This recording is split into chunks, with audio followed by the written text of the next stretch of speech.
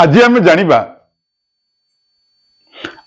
केमिति मिलिबो आपन को मान सम्मान सुख ऐश्वर्य धन संपत्ति।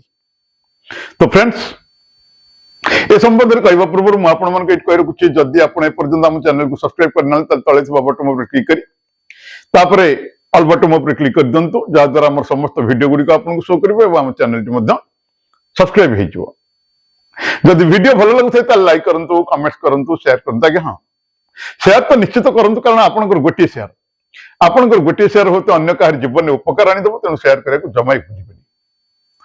आ छड़ा जदि वीडियो पसंद आए ताल निश्चित भाव शेयर करूँ कारण आपंकर गोटे शेयर हो तो अन्य कहार जीवन में उपकार आनीदेव।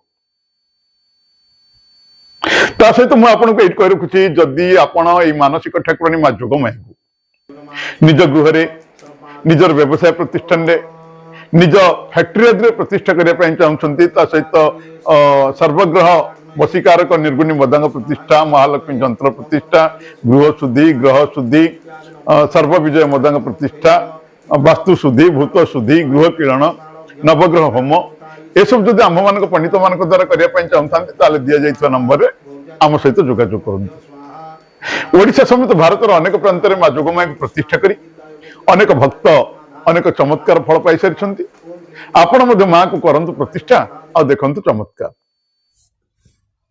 आपण को जीवन रे किसी समस्या चलुछि आपण को जीवन जीवा कठिन हो पड़ुछि आपण को घरे वास्तु दोष रहउछि पितृदोष रहउछि भूमि दोष रहउछि नवग्रह कुंडली रे उपस्थित दोष रहउछि सब बेले आपण को घरे गृह क्लेश परिवार सदस्यों भितर मनोमालिन्य लंबा बीमारी कहारी खराब नजर प्रतिफलन आपण को ऊपर पड़ुछि आपण को ऊपर किंबा आपण को परिवार ऊपर भयानक तांत्रिक क्रिया कला जादुर शिकार होथांती आपण को घरे कौनसी दुष्टात्मा जेमिति कि भूत प्रेत डाहाणी पिशाचीर बास थाए विवाह बाधा व्यापार रे मांदा पति पत्नी मध्य समस्या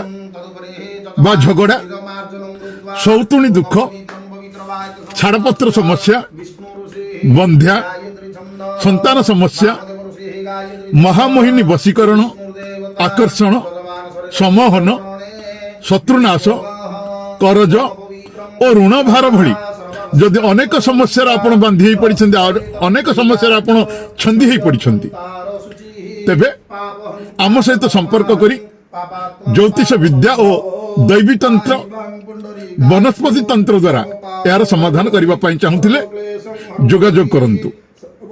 आपणकर समस्त मित्र मानक समस्यार समाधान ज्योतिष और दैवी तंत्र वनस्पति तंत्र द्वारा समाधान करा जाई परिबो जहाद्वारा आपणकर जीवन आनंदमय एवं मंगलमय होई परिबो। आपणकर समस्त समस्यार समाधान एही विधान द्वारा पूर्ण होई परिबो। तो फ्रेंड्स आसंतु जानिबा किपरि मिलिबो आपण को मान सम्मान वैभव ऐश्वर्य धन संपत्ति। तो आपण करिवे कोन आज आपण को एमती एक उपाय कहबा जाऊँ जहाँ आपण को कहीं भी बतेबेनी से उपाय बर्तमान कहबा जाऊँ जहाँ केवल पैसा नुह आपणकर मान सम्मान वैभव प्रतिष्ठा सबकि उपाय द्वारा आपण को मिल जाव। आपण करिवे कौन ए जिनस कहीं जदि करती से मैंने क्या कहती नहीं कहीं ना से मैंने अन्य कहीं करू मो उपायटी अन्य कहीं करू एक कथा मु जो उपाय करी आगु को जाइछि ए अन्य कहीं उपाय करी आगु को जाऊ एक कथा कहीं चाहती नहीं तेणु से मैंने कहीं बतेबे नहीं किंतु मुझे आपण मान को से कथा कहबा जाऊँगी करिवे कौन ना सकाळु सकाळु बासी सेजर उठिला परे सकाळु सकाळु बासी सेजर उठिया परे आपण किछि भी खाइबेनी बासी मुह चली जिवे कौन से को अस्वस्थ गछ बड़ ଏବଂ ସାଥିରେ ଆପଣ କିଛି ଚାଉଳ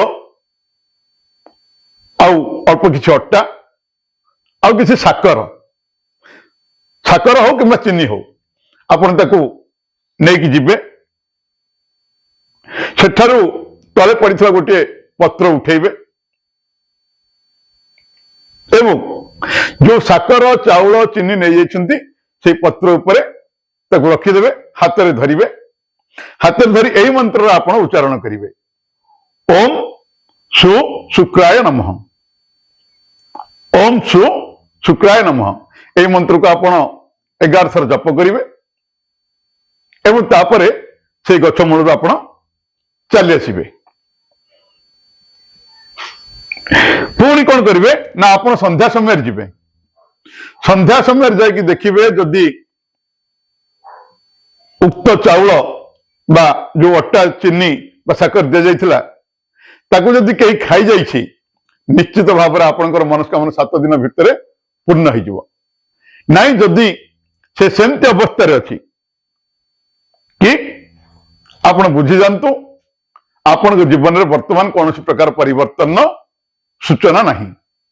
କରନ୍ତୁ, ନିଶ୍ଚିତ ଭାବରେ ଆପଣ ସଫଳ ପାଇବେ। ଏ ଉପାୟଟି କରନ୍ତୁ।